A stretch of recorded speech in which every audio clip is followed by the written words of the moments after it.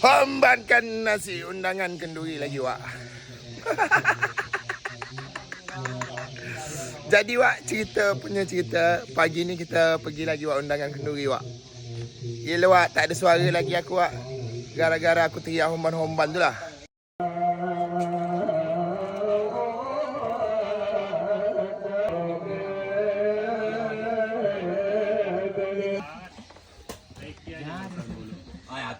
Makanlah. Kandal lagi, Wak, lauk kita pagi ni, Wak. Ada mekanik, Wak, dari Lubuk Kempas.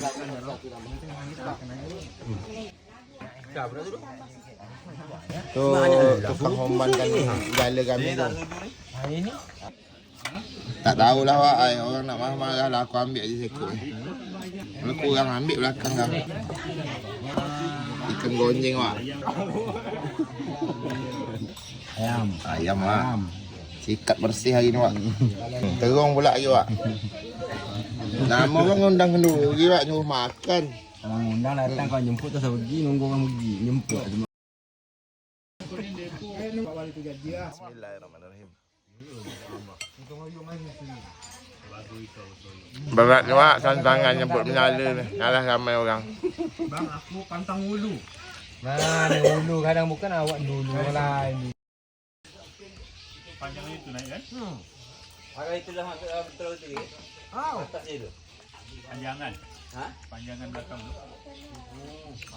Rendah ni dia. Mati abang anjang. Cuma jang kita untuk peralon ni aku. 8 orang lagi Lubuk Kempas ni. Kita kami anjang rolah tu. Ada kamu. Tembuk-tembuk. Ha? Kau mah. Lemak, Wak, ikan gonjeng ya.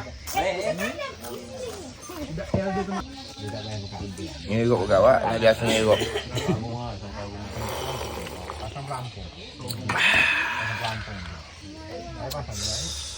Gila, Wak. Menyala, Wak. Suara tak keluar lagi, Wak. Dah serak dah. Kawan tak ada nanti. Masih sebut homban-homban je, Wak. Dah serak suara kuat, Gila. Tak nak aja orang makan, Wak. Hiruk bekas hiruk. Lah.